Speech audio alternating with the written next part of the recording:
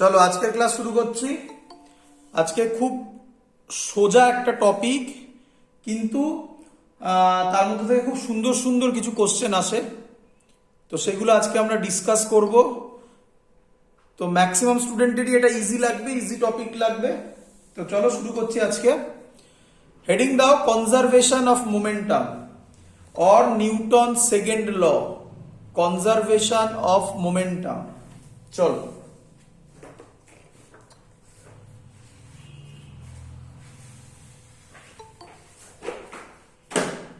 এক মিনিট দাও, এখনো এন্টার হচ্ছে ওরা। হেডিং দাও conservation of momentum and Newton second law. তো নিউটন সেকেন্ড ল থেকে আমরা যেটা জানি, নিউটনস সেকেন্ড ল, তা থেকে যেটা আমরা জানি F net is equal to rate of change of momentum. Clear সবার?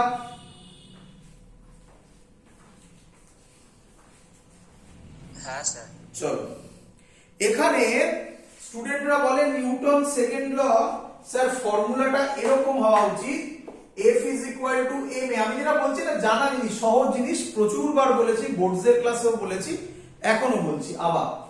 অ্যানসার হচ্ছে না, এটা একটা স্পেশাল কেস। কি স্পেশাল কেস সবাই জানো, দেখো আমি লিখছি। তাহলে F net আমি লিখবো ডেল ডেল টি বা ডিপি দিয়ে যদি আমি করি, ডি ডিটি অফ এমভি। তাহলে এটাকে অ্যাকচুয়ালি লেখা যাবে M D V D T plus V D M D T. So this is the actual form of Newton's second law. If mass is constant, যেটা জেনারেলি হয়ে থাকে, কি মাস কনস্ট্যান্ট, তাহলে dm dt কত হয়ে যাবে? 0, তাই তো? তাহলে dm dt এর জায়গায় আমরা যদি 0 বসিয়ে দিই, তাহলে তখন F net হবে m dv dt, যেটা কিনা আর কিছুই নয় ma। বাট জয়েন্টে যে কোশ্চেনটা আসবে সেটা এখান থেকে আসবে, এই লাইনটা থেকে আসবে। এখান থেকে ডাইরেক্ট কোশ্চেন করাচ্ছি, লেখো if Interstellar dust particle, if interstellar dust particle moves with a constant velocity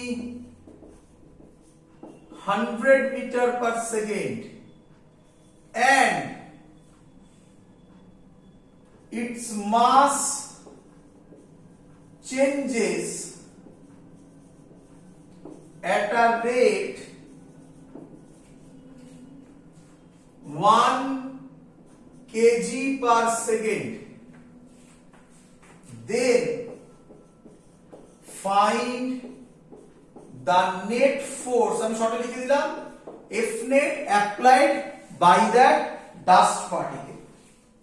question clear সবার? ইন্টারস্টেলার ডাস্ট পার্টিকেল মানে ভাবো কোন ধরনের ডাস্ট পার্টিকেল, মানে স্পেসে যে ঘটনাটা ঘটে সেটা নিয়ে কথা বলছে। সেটা তো আমাদের জানার দরকার নেই, আমাদের মেইন যেটা জানার দরকার সেটা হচ্ছে কনস্ট্যান্ট ভেলোসিটি আর mass changes at a rate 1 kg per second, very easy one. তাহলে এই ফর্মুলাতে আমরা বলতে পারি v কনস্ট্যান্ট বলে দিয়েছে। v যদি কনস্ট্যান্ট হয় তাহলে এই ভ্যালুটা 0 হয়ে যাবে। বলো বুঝলে কিনা? এটা 0 হয়ে যাবে। ক্লিয়ার? কারণ ডিভিডিটি কনস্ট্যান্ট অফ কোন একটা ভ্যালু কনস্ট্যান্ট হলে সেটা 0 হবে। ক্লিয়ার? হ্যাঁ স্যার। তাহলে পড়ে থাকবে এটা, তাহলে F net হবে m কত, v কত 100 ইনটু dm dt ডাইরেক্ট দেওয়া আছে 1, তাহলে অ্যানসার হবে 100 Newton. So that's the formula. Simple thing, simple mathematics. Clear? Sir Interstellar dust particles মানে ইন্টারস্টেলার ডাস্ট পার্টিকেল মানে ওটা তোমাকে ল্যাঙ্গুয়েজ দেওয়া হয়েছে যাতে তুমি ভয় পেয়ে যাও। এক ধরনের ডাস্ট পার্টিকেল, স্পেসে যে ডাস্ট পার্টিকেল মুভ করে সেগুলোকে বলা হয় ইন্টারস্টেলার ডাস্ট পার্টিকেল। কারণ মাইক অন আছে, মাইক বন্ধ কর। ক্লিয়ার সবার? হ্যাঁ স্যার। চলো মুছে দিলাম। এর পরের কনসেপ্টটা কি? এর পরের কনসেপ্ট এখান থেকে আসবে।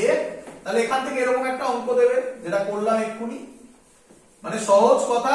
তাতে তুমি দেখবে এই অঙ্কটাই আরেকবার দেয়, sand falling on a conveyor belt. একটা কনভেয়ার বেল্ট এগিয়ে যাচ্ছে, তার উপর স্যান্ড পড়ছে উপর থেকে, একটা রেট কিছু দিয়ে দেবে, ভেলোসিটি বলে দেবে কনভেয়ার বেল্টের কনস্ট্যান্ট কিছু একটা ভ্যালু, সিম্পল ফর্মুলা ফেললেই অঙ্ক শেষ। Next, if F net is equal to 0, কি বলছে?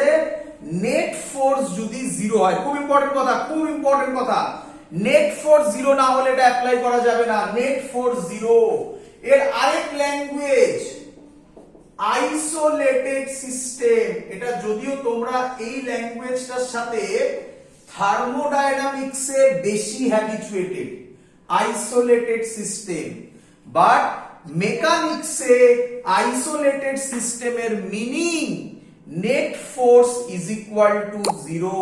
ক্লিয়ার? হ্যাঁ স্যার। চলো হ্যাঁ স্যার। তাহলে বলছে if F net is equal to 0, তাহলে তোমরা বলো delta P by delta T কি হবে?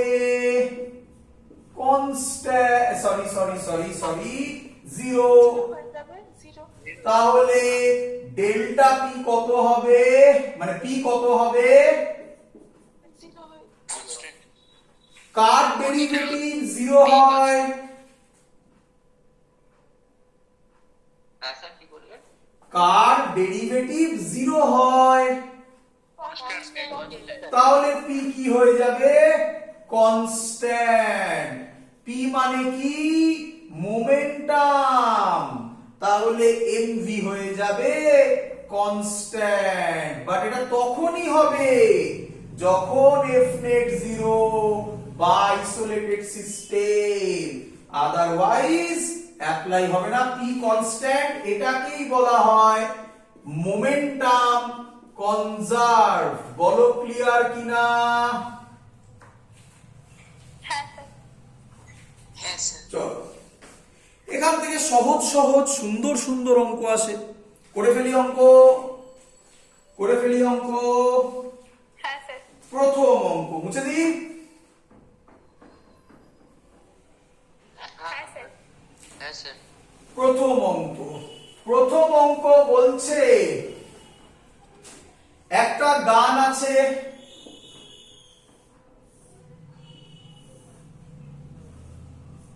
ভাবো গান, একটা গান আছে, গানের মধ্যে আচ্ছা আমি জেনারেল করছি তাহলে সুবিধা হবে তোমাদের। অঙ্কটাকে আমি ডেটা দিচ্ছি না, আমি জেনারেল করছি। চল অঙ্কটা আমি কোনো ডেটা দিচ্ছি না, আমি জেনারেল করছি। গানের মাস এমজি, এমজি হচ্ছে মাস অফ গান, এন্ড এমবি হচ্ছে মাস অফ বুলেট। ক্লিয়ার সবার? হ্যাঁ স্যার। আচ্ছা কি বললো? যেই তুমি ফায়ারিং করলে বুলেট কোন দিকে যাবে? সামনের দিকে। আমি ধরলাম বুলেট গেল,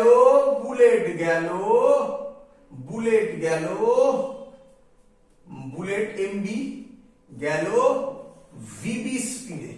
ক্লিয়ার? হ্যাঁ স্যার।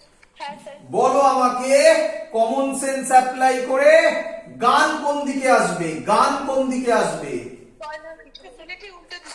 গান আসবে বুলেট যেদিকে যাচ্ছে তার উল্টো দিকে। এটাকে বলা হয় রিকয়েল ভেলোসিটি অফ গান। কি বলে? উল্টো দিকে আসাটাকে কি বলে? রিকয়েল ভেলোসিটি অফ গান। বাট তোমাকে এসব কিচ্ছু মনে রাখতে হবে না। কি মনে রাখতে হবে না? যে যদি বুলেট সামনে যায় গান পেছনে আসবে, কিচ্ছু মনে রাখতে হবে না। তুমি ডাইরেক্টলি আমার লজিক অ্যাপ্লাই করবে। তুমি জানোই না গান কোন দিকে যাচ্ছে, তো আমি ইচ্ছা করে ধরলাম যে এটা গানের মাস mg। আমি আর শর্টে আঁকছি, আর বড় ছবি আঁকলাম না। mg এটাও সামনের দিকে যাচ্ছে vg, ভেলোসিটি অফ গান vg তে। বলো বুঝলে কিনা সবাই? স্যার বলছিলাম স্টার সাইনটা স্যার ওখানে দিয়েছেন কেন? আচ্ছা, স্টার সাইনটার মানে হচ্ছে বিফোর, মানে এটা হচ্ছে ইনসিডেন্ট। ইনসিডেন্ট মানে এখানে স্টার রিপ্রেজেন্ট করছে ফায়ারিং কে। বলো বুঝলে কিনা? তার মানে আমি বোঝাতে চাইছি স্টার মানে ফায়ারিং এর আগে, স্টার মানে ফায়ারিং এর পরে। ক্লিয়ার? তুমি স্টার না দিয়ে অন্য কিছু দিতে পারো, মনে মনে করতে পারো। স্যার হ্যাঁ, বলছি ভেলোসিটি অফ গানটা পিছনের দিকে হবে না নাকি এটা সামনে? না না না, আমি তো ওটাই বললাম, ভেলোসিটি অফ গান পেছনের দিকে হবে, এটা তোমাকে ভাবতে হবে না। আমার টেকনিকে সেটা বেরিয়ে যাবে। আমি ভুল ধরলেও অ্যান্সার কারেক্ট আসবে। ক্লিয়ার? ঠিক আছে, মাইনাসে হ্যাঁ স্যার। একদম মাইনাসে বেরোবে। দেখা যাক। তো বলো আমাকে কমন সেন্স ইউজ করে, ইনিশিয়ালি গান আর বুলেট কিসে আছে? রেস্টে আছে। বাইরে থেকে তো কোনো ফোর্স অ্যাপ্লাই হয়নি, জাস্ট আমরা ফিগারটা টিপেছি। তাহলে এক্সটার্নাল ফোর্স 0, তার মানে মোমেন্টাম কনস্ট্যান্ট। মোমেন্টাম কনস্ট্যান্ট মানে initial momentum is equal two final momentum. বলো বুঝলে কিনা? হ্যাঁ স্যার। ইনিশিয়াল মোমেন্টাম এইটা, মোমেন্টাম হচ্ছে টোটাল মাস। ইনিশিয়ালি গান আর বুলেট একসাথে আছে কিন্তু তাদের ভেলোসিটি 0 ইজ ইকুয়াল টু গান mg velocity vg plus bullet mb মাস mb ভেলোসিটি vb। বলো ক্লিয়ার কিনা? তাহলে দেখো vg এর ভ্যালু কত আসবে করে দেখো, অ্যানসার নেগেটিভে আসবে। তাহলে vg আসবে minus mb, sorry mb vb by mg। তাহলে মাইনাস সাইন কি রিপ্রেজেন্ট করে? vb যেদিকে, vb যেদিকে, vg তার অপোজিট দিকে। Clear idea? চলো চলো, এখান থেকে আরেকটু অবজারভেশন। আমরা চিন্তা নেই, আমরা এখান থেকে অঙ্ক দেব, আমি ভ্যালু দিয়ে অঙ্ক দেব। একটু এগিয়ে নিই, তারপরে একসাথে 2-3টে অঙ্ক দেব। চলো ইয়ার এর কোশ্চেন করবো, ডাইরেক্ট ইয়ার এর কোশ্চেন করবো। চলো মুছে দিই। তাহলে যা দাঁড়ালো, আমরা কনজারভেশন অফ মোমেন্টাম মোটামুটি বুঝলাম। মোমেন্টামকে নিয়ে আমরা একটু কাজ করি। মোমেন্টামের ফর্মুলা mv। কে আমায় বলবে মোমেন্টাম স্কেলার না vector? Vector unit K G meter per second, একদম বেসিক জিনিস, তাই তো? আচ্ছা, আমাকে বলো এবারে দেখি, আমাকে এবারে বলো, ভালো করে বুঝবে। কেস 1 ধরো, case 1, two objects each of mass m, two objects each of mass m, দুজনেরই মাস same, velocity v1 and v2, v1 and v2, বলা আছে v1 গ্রেটার দেন v2, বলা আছে v1 গ্রেটার দেন v2, বা দরকার নেই v1 v2 এটা দেওয়া নেই হবে। Draw momentum versus velocity graph. দেখ p is equal to mv, বলে নিয়েছে মাস কনস্ট্যান্ট। মাস যদি কনস্ট্যান্ট হয়, কনস্ট্যান্ট মানে কি সেম, সেম মানে কি বলতে পারি মাস কনস্ট্যান্ট কি রে? মাস যদি কনস্ট্যান্ট হয় v বাড়লে পিও, তাহলে graph straight line passing through origin. বল বুঝলি কিনা? এবার কোশ্চেনটা দিচ্ছি, কি question? Velocity v1 v2 and এটা given v1 greater than v2। তাড়াতাড়ি অ্যানসার চাই আমার। বলো p1 এন্ড p2 এর মধ্যে রিলেশন কি হবে? P1 greater than P1 greater than P2. Clear idea সবার? Yes, sir. চলো কেস 2, একই লজিক জাস্ট উল্টো। তোমরা আশা করবে অ্যানসার দিতে পারবে। টু অবজেক্টস জাস্ট উল্টো, velocity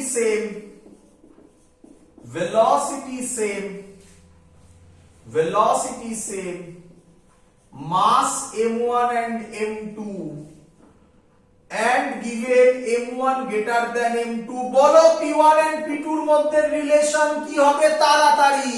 P1 greater than P1 greater than P2 হবে। তাহলে গ্রাফ কি হবে বলো p ভার্সেস m এর? Origin passing to origin straight line. passing through origin and inclined to the x। এটাই ছিল m কনস্ট্যান্ট, এটাই হবে v কনস্ট্যান্ট। বলো বুঝলে কিনা?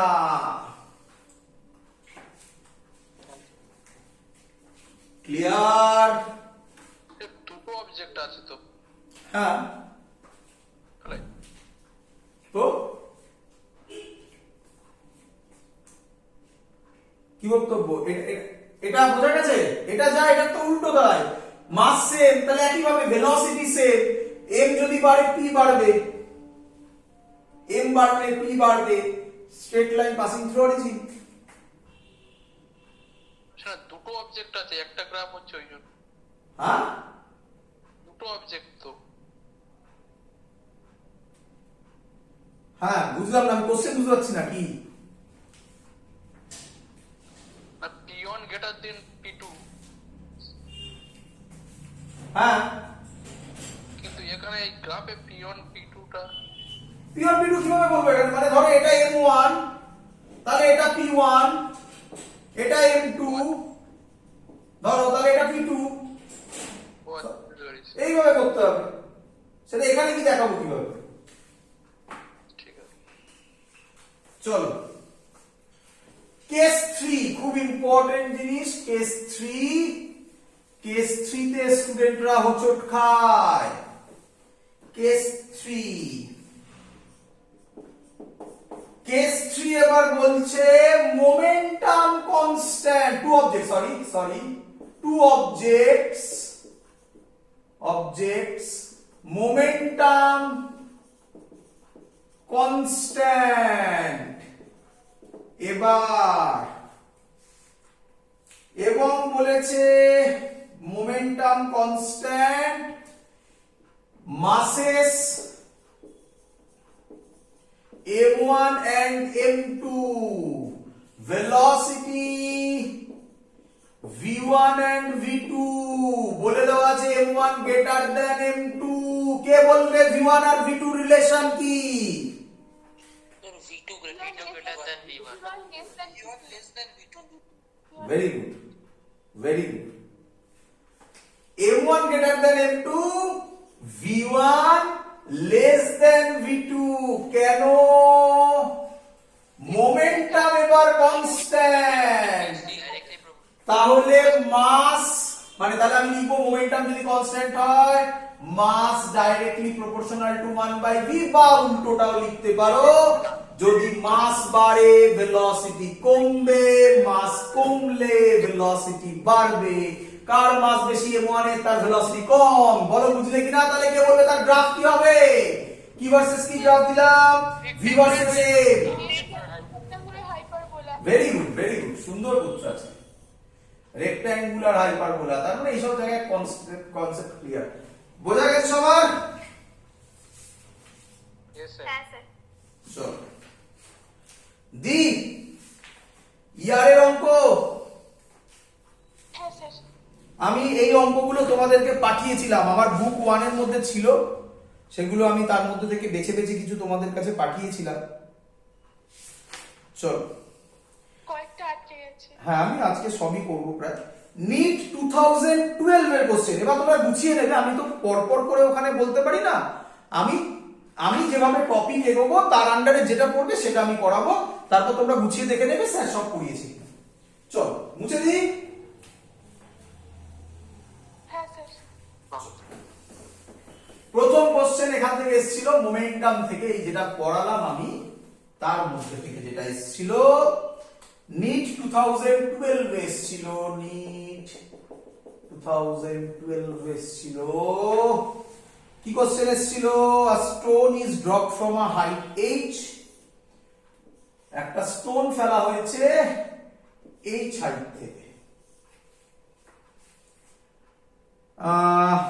It hits the ground with a certain momentum p. It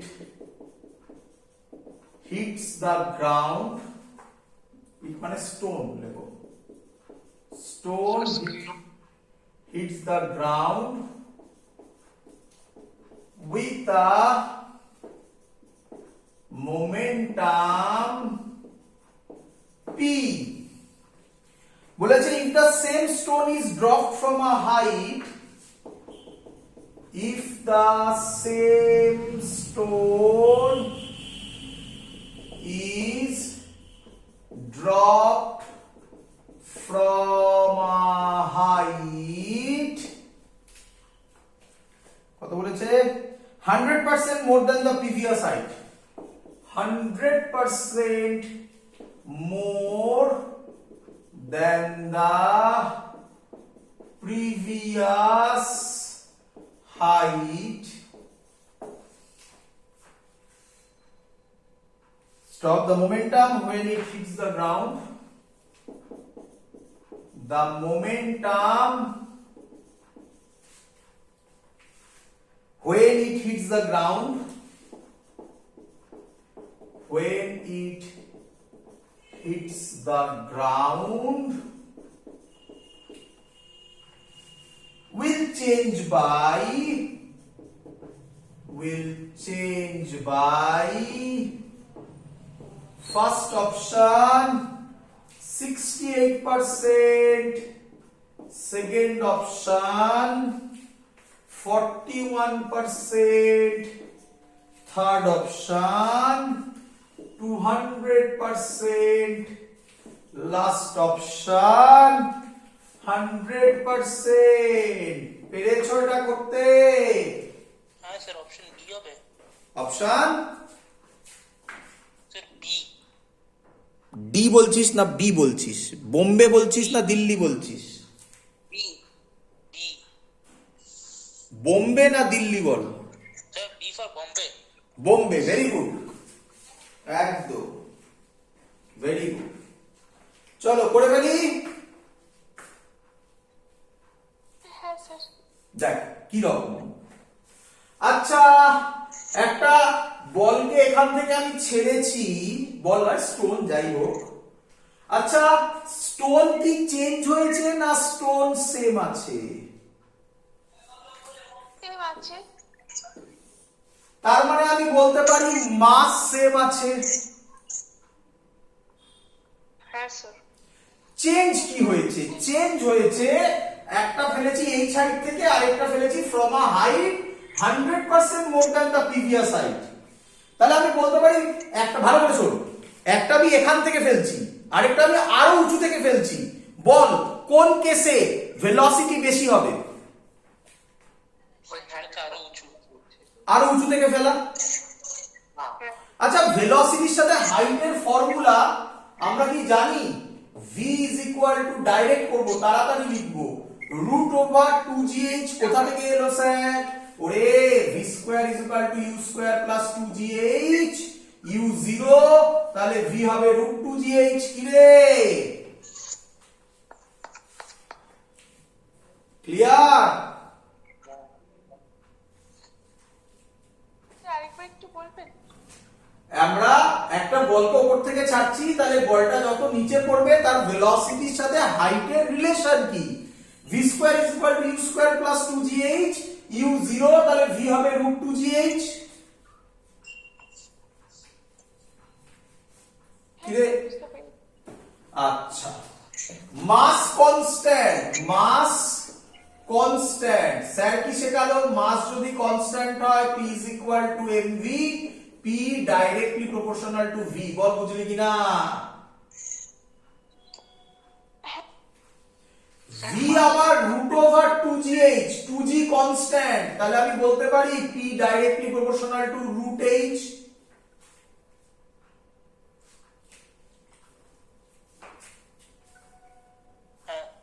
হ্যাঁ স্যার।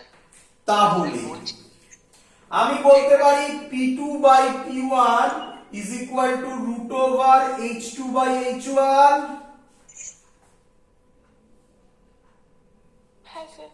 আচ্ছা, কত হাইট থেকে ফেলেছে? h হাইট থেকে সেকেন্ড বার 100% মোর। 100% মোর মানে কি? h ছিল আরো h হয়ে গেছে, তাহলে কত হবে? 2h। কি রে,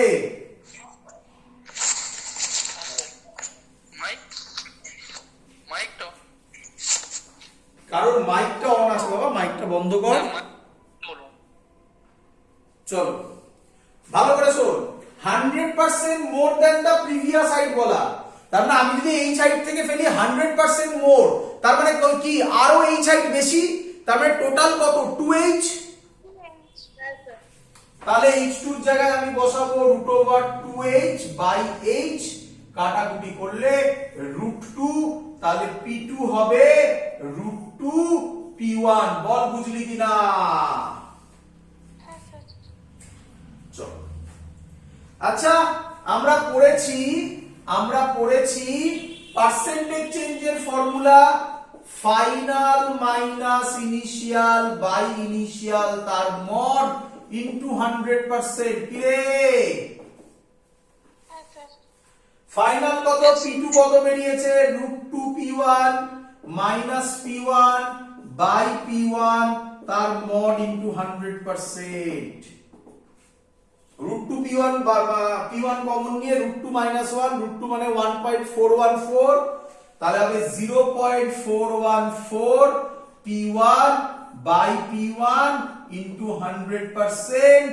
p1 ক্যান্সেলড আউট, তাহলে 41.4%, near equal to answer 41%। Clear সবার?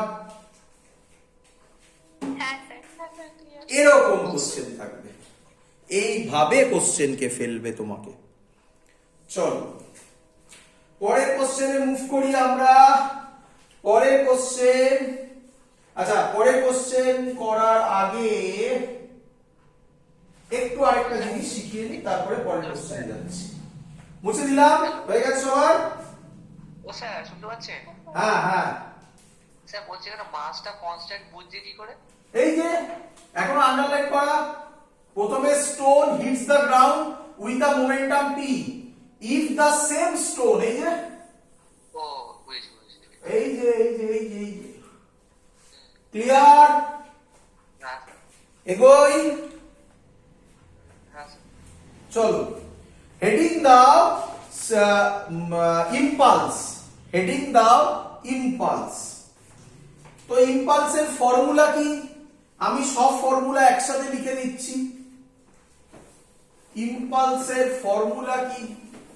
ফোর্স ইনটু টাইম, এটাকে বলা হয় ইম্পালস। তো আমরা যে ফর্মুলাগুলো পড়বো ইম্পালসের, একবারে ইম্পালস একবারে লিখছি, আই দিয়ে ডিনোট করছি, ইন্টিগ্রেশন এফ টিটি।